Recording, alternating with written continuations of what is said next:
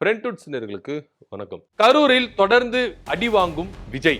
நறுக்கு நறுக்கு நறுக்கு என்று அரசு பணி கொடுத்தது செல்லாது, தலையில் கொட்டு வைத்த நீதிமன்றம். விஜய் மீது ஏற்பட்ட தவறை, களங்கத்தை மறைக்கத்தான் இந்த அரசு பணியா? கேள்விகள் எழுப்பும் சமூக ஆர்வலர்கள். விதிகளை மீறி அரசு பணி கொடுத்ததா தமிழ்நாடு அரசு?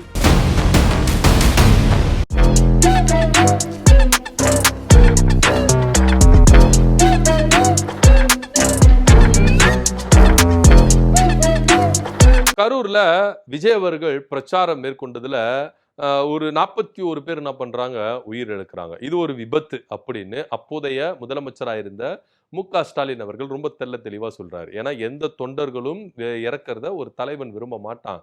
இதுல பாத்தீங்கன்னா இது ஒரு விபத்து தான். அதனால இது ஒரு அரசியல் கட்சி சாயமும் இதுல பூச வேண்டாம் அப்படின்னு தெளிவா அப்போதைய முதலமைச்சராயிருந்த மு.க.ஸ்டாலின் அவர்கள் ரொம்ப தெளிவா சொல்லிட்டு போனாரு. ஆனா விஜய் தரப்புல இருந்து இது தொடர்ச்சியா திமுக சதி, மு.க.ஸ்டாலினுடைய சதி அப்படின்னு சொல்லிட்டு பல சர்ச்சைகளை எழுப்பிட்டு வராங்க. விஜய் அவர்கள் ஆட்சி அமைத்த பிறகு கூட, அமைச்சரவையில இடம்பெற்ற பிறகு கூட ஆதவர்ஜனா என்ன சொல்றாரு அப்படின்னா, உதயநிதி ஸ்டாலினுக்காக மு.க.ஸ்டாலின் இந்த 41 பேரை கொன்னுட்டாரு அப்படின்னு கூட பேசி சர்ச்சைகள் கிளம்புச்சு. இதெல்லாம் ஒரு புறம் இருக்கும் பொழுது, விஜய் அவர்கள் ஜெயிச்ச பிறகு கரூருக்கு போவாரா மாட்டாரா அப்படின்னு ஒரு கேள்வி இருந்தது. ஏன் அப்படின்னா, பிரச்சாரங்கள் டைம்ல, அதாவது 2025 செப்டம்பர் 27 விஜய் அவர்கள் கரூருக்கு போய் அந்த பிரச்சாரம் மேற்கொண்டார். அங்கிருந்து அப்ப ஓடி வந்தவர் கரூர் பக்கம் போகவே இல்லை. பிரச்சாரங்களுக்கும் போகல, அந்த பாதிக்கப்பட்ட குடும்பங்களை போய் சந்திக்கல, எதுவுமே பண்ணவே கிடையாது. மாறாக என்ன பண்றாருன்னா, பாதிக்கப்பட்ட குடும்பங்களை தன்னுடைய இடத்துக்கு கொண்டு வந்து என்ன பண்றாரு, சந்திக்கிறாரு. கண்டி இவர் போயிட்டு கரூர்ல போயிட்டு சந்திக்கவே இல்லை, அந்த பக்கமே போகலன்றது வச்சுக்கீங்களேன். அது வேற விஷயம். யாருமே போகல. நிர்மல்குமார் போல, புஷி ஆனந்த் போல, ஆதவர்ஜனா போல யாருமே போகவே இல்லை. அந்த மாவட்டத்தில் இருக்க தாவேகாவினர் மட்டும்தான் என்ன பண்றாங்க, அங்க செயல்பட்டு இருக்காங்க. கண்டி இங்க இருந்து யாருமே இரண்டாம் கட்ட தலைவர்களோ இல்ல தலைவரோ யாருமே கரூர் பக்கம் போகவே இல்லை. பிரச்சாரங்களுக்கு கூட போகவே இல்லை. அந்த பிரச்சாரத்தை விஜய் அவர்கள் என்ன பண்ணாரு, கரூர் மாவட்டத்தை மட்டும் அவாய்ட் பண்ணாரு. மற்ற மாவட்டங்கள் எல்லாத்துக்கும் போய் பிரச்சாரம் பண்றாரு. ஜெயிச்சிட்ட பிறகும் போவாரா மாட்டாரா அப்படின்னு சொல்லிட்டு என்ன பண்ணாங்க, யோசிச்சிருந்தாங்க. ஆனா போறாருப்பா அப்படின்னு சொல்லிட்டு ஒரு தகவல் வந்தது. ஆனா போறவர் சும்மா போகல, பாதிக்கப்பட்ட குடும்பங்களுக்கு அரசு பணியோட என்ன பண்றாரு, ஆர்டர் எடுத்துட்டு போறாரு அப்படின்னு பேசப்பட்டது. அப்பவே பல சலசலப்புகள் இருந்தது. எப்படிப்பா இவங்க அரசு வேலை கொடுக்க முடியும்? சோ தாவேகாவுடைய பிரச்சாரங்கள்ல விபத்துல உயிரிழந்த குடும்பங்களுக்கு அரசுக்கு இவங்க வந்துட்டாங்க, இவர் முதலமைச்சர் ஆயிட்டாங்க அப்படின்ற ஒரே காரணத்துக்காக அவங்களுக்கு வேலை கொடுக்கலாமா? இது ரொம்ப தவறு அப்படின்ற பட்சத்துல உச்சநீதிமன்றத்துல விஜய் அவர்கள் கரூருக்கு போக கூடாது, ஏன்னா சிபிஐ விசாரணை இருக்கு, அங்க போனார்னா இது வேற மாதிரி திசை திருப்புற ஆயிடும். அதே போல அரசு பணிகள் கொடுக்குறாங்க, இது அவங்களுக்கு பாத்தீங்கன்னா ஒரு வகையில அவங்களுக்கு ஃபேவர் பண்ற மாதிரி இருக்கும். அப்ப எப்படி சாட்சியங்கள் இங்க போல்டா சாட்சி சொல்லுவாங்க அப்படின்னு பல சந்தேகங்கள் எழுப்பப்பட்டது. இருந்தாலும் விஜய் அவர்கள் கரூருக்கு போகலாம், அதுல எந்த வித மாற்று கருத்தும் இல்லை. அந்த தடை நான் நீக்கிறேன் அப்படின்ற ரேஞ்சுக்கு விஜய் அவர்கள் கரூர் போறதுக்கு நீதிமன்றம் என்ன பண்ணுது, பர்மிஷன் கொடுக்குது. உடனே இவர் விஜய் அவர்கள் கரூருக்கு போறாரு. கரூருக்கு போன உடனே எப்போதும் போல அந்த புலம்பல ஆரம்பிப்பார்ல, திமுக தான் எல்லாம் செஞ்சுது, திமுக தான் எல்லாம் பண்ணுச்சு, திமுக என்ன போக விடல, திமுக இது செஞ்சுதுன்னு சொல்லிட்டு புலம்பல் இருக்குல்ல, அந்த புலம்பல் பாடலை என்ன பண்ணாரு, விஜய் அவர்கள் கரூர்ல பாடிக்கிட்டே இருக்கிறார். பாடிட்டே இருக்கும் பொழுது அவர் என்ன சொன்னார்னா, கரூர்ல என்ன வரக்கூடாதுன்னு சொல்லிட்டு திமுக என்ன பண்ணுச்சு, நீதிமன்றத்துல கேஸ் போட்டுச்சு. நீதிமன்றம் தலையிலேயே நறுக்கு நறுக்கு நறுக்குன்னு கொட்டி அமிச்சிச்சு அப்படின்னு சொல்லிட்டு என்ன பண்ணாரு, சொன்னாரு. இப்ப அதே நீதிமன்றம் தான் விஜய் அவர்கள் தலையில நறுக்கு நறுக்கு நறுக்குன்னு கொட்டி இருக்குது அப்படின்றதுல வேற விஷயம்னு வச்சுக்கோங்களேன். அதெல்லாம் ஒரு புறம் இருக்கட்டும். ஆனா இப்போ இப்படியா இருக்கும் பொழுது கரூர்ல போயிட்டு பேசுறாரு, 31 பேருக்கு வேலை கொடுக்கிறாரு. 31 பேர் வேலை கொடுக்கும் பொழுது இது பூதாகரமா கிளம்புது. இது பல பேர் என்ன பண்றாங்க, நீதிமன்றத்துக்கும் போயிட்டு நீதிமன்றம் என்ன பண்ணுச்சு, இது நிரந்தர பணி கொடுக்க கூடாது, தற்காலிக பணி தான் கொடுக்கணும் அப்படின்னு சொல்லிட்டாங்க. அட் சேம் டைம் இந்த விவகாரத்துல கேஸ் தொடர்ந்தா அதை விசாரிச்சு தீர்ப்பு வழங்கப்படும் அப்படின்றது நீதிமன்றத்துடைய தரப்புல இருந்து வந்த விஷயமாவும் இருக்குது. இப்படியெல்லாம் இருக்கும் பொழுது நேற்று தினத்துல மதுரை நீதிமன்றம் மதுரையான ஒரு தீர்ப்பை என்ன பண்ணிருக்காங்க, கொடுத்திருக்கிறாங்க. இந்த விவகாரத்துல விஜய் அவர்கள் இந்த வேலை கொடுத்தார்ல, 31 பேருக்கு அரசு பணி கொடுத்தார்ல, இது செல்லவே செல்லாது அப்படின்னு அதிரடியான ஒரு தீர்ப்பை என்ன பண்ணிருக்காங்க, நீதிபதியா கொடுத்திருக்கிறாங்க. இதுல அரசு தரப்பு வழக்கறிஞர்களும் என்ன பண்ணிருக்காங்க, கலந்து கொண்டு அவங்களுடைய வாதங்களை முன் வச்சிருக்காங்க. மனுதாரரும் என்ன பண்ணிருக்காங்க சொல்லியிருக்காங்க. மனுதாரர் தரப்புல இருந்து என்ன சொல்லியிருக்கிறாங்க அப்படின்னா, பல லட்சம் இளைஞர்கள் வேலை இல்லாம இந்த அரசாங்க வேலை கிடைக்கிறதுக்கு டே நைட்டுன்னு என்ன பண்றாங்க, படிக்கிறாங்க, தன்னுடைய உழைப்ப போடுறாங்க. பல பேருக்கு இங்க இந்த அரசு வேலை அப்படின்றது எட்டாக்கனியாவே இருக்கு. அப்படி இருக்கும் பட்சத்துல ஒரு அரசியல் கூட்டத்துக்கு வந்து ஒரு விபத்துல இறந்து 31 பேருக்கு இந்த கவர்மெண்ட் பணி கொடுக்குறாங்கன்னா இது வந்து ஏத்துக்கொள்ள முடியாது. இது மத்த இளைஞர்களையும் பாதிப்புக்கு உள்ளாக்கும் அப்படின்றது மனுதாரர் தரப்பு வாதமா இருக்கு. அரசு தரப்புல இருந்து என்ன சொல்றாங்கன்னா, ஐயா நாங்க கருணையின் அடிப்படையில தான் நாங்க என்ன பண்றோம், இந்த பணி நியமன ஆணையத்தை கொடுக்குறோம். அது இல்லாம இது வந்து நிரந்தர வேலை இல்ல, ஒரு சாதாரண வேலை அவ்வளவுதான். கவர்மெண்ட்ல ஒரு சாதாரண வேலை, நிரந்தர பணியெல்லாம் கிடையாது, தற்காலிக பணி தான் அப்படின்றதையும் அவங்க முன்வைக்கிறாங்க. தூத்துக்குடி அந்த துப்பாக்கி சம்பவத்துல அவங்களுக்கெல்லாம் பணி நீ கொடுக்கலையா, அதெல்லாம் வந்து இது எப்படிங்க இது பண்ண முடியும், அப்ப இதெல்லாம் வந்து கேள்வி கேட்கிறாங்களே அப்படின்னு சொல்லிட்டு அரசு தரப்புல இருந்து என்ன பண்றாங்க, வாதங்களை முன்வைக்கிறாங்க. இதுல நீதிபதி ஐயா ரொம்ப கோபமாகி என்ன பண்ணிருக்காரு, இது கருணை அடிப்படை அப்படின்றது வந்து பாத்தீங்கன்னா நீங்க எதன் பேஸ்ல கொடுக்கணும், ஒரு அரசு ஊழியர்கள் அரசு வேலையில இருந்துட்டு இறந்துட்டாங்களோ இல்ல அவங்களுக்கு எதனா ஒன்று ஆயிடுச்சுனாவோ அவங்களுக்கு தான் கருணையின் அடிப்படையில நீங்க பணி நியமனம் கொடுக்கணும் அப்படின்றது இங்க சட்டமா இருக்கு, விதியா இருக்கு. இத டிஎன்பிசி சொல்லும் அப்படின்னு சொல்லிட்டு நீதிபதியை கேள்வி கேட்கிறார். ஆனா டிஎன்பிசி என்ன பண்ணாங்க, அவங்க கடமைக்கு ஐயா இதுக்கு எங்களுக்கு சம்பந்தமே கிடையாது, அது தமிழ்நாடு அரசு ஒரு விதியை மாற்றி என்ன பண்றாங்க எடுத்துட்டாங்க, இது பணி நியந்திரத்துக்கு சில விதி விலக்குகள் இருக்கு, இதுக்கு எங்களுக்கு சம்பந்தமே கிடையாது அப்படின்னு சொல்லிட்டு டிஎன்பிசி என்ன பண்ணிருக்காங்க, விலகிறாங்க. சோ டிஎன்பிசி சொல்ல வேண்டியதை நீதிபதி அவர்கள் என்ன பண்றாரு, குறிப்பிட்டு சொல்றாரு. பணி அந்த கருணை அடிப்படை அப்படின்றது வந்து பாத்தீங்கன்னா ஒரு அரசு ஊழியர் அரசு வேலையில இருந்து இறந்துட்டானா தான் அவங்களுக்கு அந்த கருணை அடிப்படையில கொடுக்கணும். அதே போல தூத்துக்குடி சம்பவத்தை என்ன பண்றாங்க, இங்க இவங்க வந்து என்ன பண்றாங்க, தூத்துக்குடி சம்பவத்தை மெர்ஜ் பண்றாங்க, கரூர் சம்பவத்தோடு என்ன பண்றாங்க, ஒப்பிடுறாங்க. அதுவே ரொம்ப தப்பு. தூத்துக்குடி சம்பவம் அப்படின்றது உரிமைகளுக்காக போராடினவங்களுக்கு மேல துப்பாக்கிச்சூடு நடத்தப்பட்டது. அப்ப கரூர்ல எந்த போராட்டத்துக்காக உரிமைக்காக இவங்க போராடி உயிரை விட்டு இருக்கிறாங்க அப்படின்னு சொல்ல முடியுமா? முடியாது. இது ஒரு தனிப்பட்ட அரசியல் கட்சி மீட்டிங்காக அவங்களுடைய தேர்தல் பிரச்சாரங்களுக்காக வந்து உயிரிழந்த ஒரு ஆபத்துல உயிரிழந்தவங்க.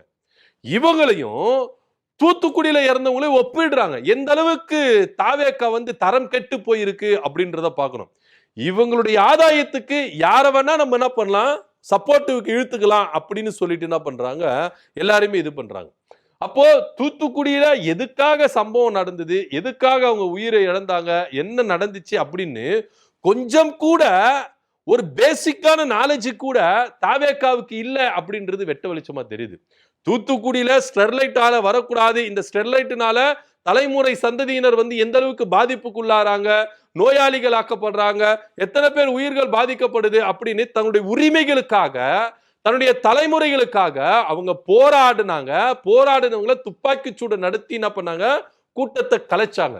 இந்த பேசிக் நாலேஜ் கூட அறிவு கூட தாவேக்காவினருக்கு சுத்தமா இல்ல அப்படின்றது தெரியுது. தூத்துக்குடியில இருக்கிறவங்களுக்கு கொடுத்தாங்கல்ல, கரூர்ல இந்த 31 பேருக்கு கொடுத்தது மட்டும் வரிஞ்சு கட்டின்னு வந்துடுறீங்களே அப்படின்னா, கரூர்ல தாவேக்கா ஆர்கனைஸ் பண்ண ஒரு கூட்டத்துல உயிரிழந்தவங்க, அந்த விபத்துல உயிரிழந்தவங்களுக்கு 41 பேருக்கு நீங்க என்ன பண்றீங்க, 31 பேருக்கு வேலை கொடுக்குறீங்க. இதுல நீதிபதியை என்ன சொன்னார்னா, அப்ப அரசு பேருந்து ஒண்ணு போகுது, அதுல வந்து 30 பேர் பயணிக்கிறாங்க, ஒரு ஆக்சிடென்ட்ல இறந்துறாங்க, அந்த 30 பேருக்கு நீங்க வேலை கொடுத்துருவீங்களா? சிவகாசியில பட்டாசாலைகள் விபத்து அடிக்கடிக்கு நடக்குது, அதுல உயிரிழந்தவங்களுக்கு எல்லாம் வேலை கேட்பாங்க, அதுக்கு கொடுத்துருவீங்களா? அப்போ அரசு நிர்வாகம் என்ன ஆகுறது? சோ நீங்க சாதாரண பணியோ தற்கால பணியோ அது இது கொடுக்க கூடாது, இதுக்கு செல்லுபடி ஆகாது அப்படின்னு திட்டவட்டமா லெஃப்ட் ரைட்னு வாங்கி இருக்கிறார். இந்த விஜய் அவர்கள் தேர்தல் பிரச்சாரங்களை சொன்னார்ல, அந்த வீடியோ கொஞ்சம் பார்த்துட்டு வாங்களேன்.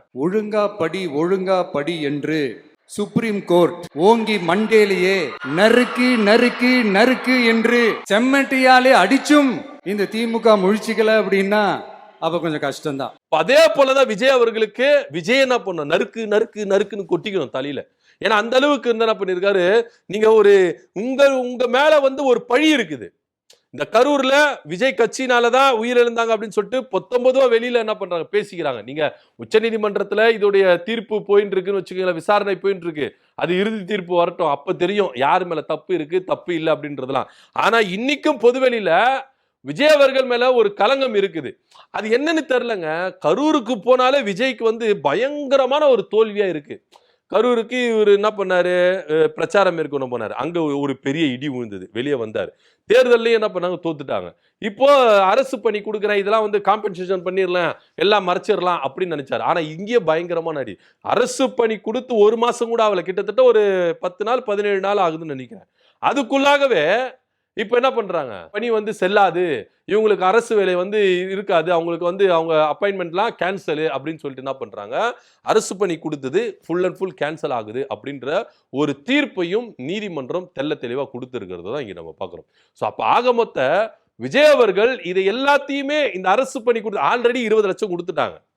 20 லட்சம் கொடுத்துட்டு எல்லாத்தையும் என்ன பண்ணிட்டாங்க, அவங்களுக்கு நிவாரண நிதி எல்லாத்தையும் கொடுத்துட்டாங்க. இப்ப நீதிமன்றம் என்ன சொல்லுதுன்னா, நீங்க அரசு பணி கொடுத்ததை விட அவங்களுக்கு திறன் பயிற்சி கொடுக்கலாம், அவங்களுக்கு ட்ரைனிங் கொடுங்க. ட்ரைனிங் கொடுத்தா அவங்களுடைய வாழ்வாதாரத்துக்கு அது ஒரு யூஸ்ஃபுல்லா இருக்கும். அதை விட்டுட்டு எதன் அடிப்படையில, கருணையின் அடிப்படையில நீங்க வந்து வேலை கொடுக்குறீங்க? அப்போ எல்லாருமே கேட்பாங்களே, அரசு பேருந்து வந்து அரசு பேருந்து தான், அரசு தான் இயக்குது, அந்த பேருந்துல ஆக்சிடென்ட் ஆகி உயிரிழந்தவங்களுக்கு எல்லாருக்குமே நீங்க வேலை கொடுப்பீங்களா? பட்டாசாலையில உயிரிழந்தவங்களுக்கு வேலை கொடுப்பீங்களா? அப்ப நாளைக்கு எதனா ஒரு பொதுக்கூட்டம் நடக்குங்க, ஏதோ ஒரு கட்சிக்கு பொதுக்கூட்டம் நடக்கும், அங்க ஒரு விபத்து நடக்கும், அங்க இருக்கிறவங்க அரசு வேலை கேட்கணும்னு போராட்டம் பண்ணுவாங்க, என்ன பண்ணுவீங்க? இது வந்து பாத்தீங்கன்னா எல்லாருக்கும் ஒரு தவறான வழிமுறையா தான் இருக்கு. சோ இது சரியான ஒரு முன்னுதாரணம் கிடையாது, எல்லாரையும் தவறா வழி நடத்துற ஒரு முன்னுதாரணமா தான் இருக்குது அப்படின்னு சொல்றாங்க. ஆனா இன்னைக்கு உதாரணத்துக்கு ஒரு அரசாங்க வேலைக்கு 1000 பேர் தான் வேகன்சி போடுறாங்கன்னு வச்சுங்களேன், அங்க எத்தனை அப்ளிகேஷன் வரும் நீங்க நினைக்கிறீங்க?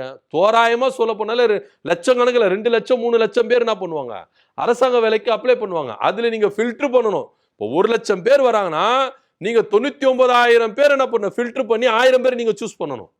அப்போ இங்க இளைஞர்கள் எந்த அளவுக்கு அரசாங்க வேலைக்கு போட்டா போட்டி போட்டுக்கிட்டு இருக்கிறாங்க அப்படின்றத பார்க்கணும். இது எல்லாத்தையும் மீறி 31 பேருக்கு நீங்க இது சாதாரண பணின்னு, அரசு பணியில சாதாரண பணி, அதீத பணின்னு என்ன இருக்குது? அரசு பணினால அது அரசு பணி தான், கவர்மெண்ட் ஜாப் தான். அது ஹையர் போஸ்டா இருக்கட்டும், லோ போஸ்டா இருக்கட்டும், மிடில் போஸ்டா இருக்கட்டும், அரசு பணினா அவங்களுக்கு கவர்மெண்ட் ஸ்டாஃப் அவ்வளவுதான்.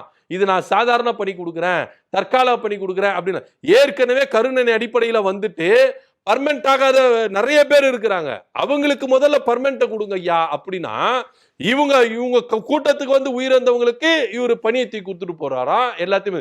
இது எப்படி ட்விஸ்ட் அடிச்சு விடுறாங்க தாவேகாவினர் அப்படின்னா, விஜய் அவர்கள் நல்லது செஞ்சாரு, இதை தடுக்கிறதுக்கு 4 பேர் இருக்கிறாங்கப்பா அப்படின்றாங்க. இப்போ அமைச்சர் நிர்மல்குமார் என்ன சொல்றாரு, சட்டத்துறை அமைச்சர், நாங்க உச்சநீதிமன்றத்தை நாடுவோம், உச்சநீதிமன்றத்துக்கு போய் போராடுவோம். நீங்க எங்க வேணா போராடுங்க, நாங்க இல்லைன்னு சொல்ல வரல. இது தகுதி வாய்ந்தவங்களுக்கு போகுதா அப்படின்றதுதான் கேள்வி.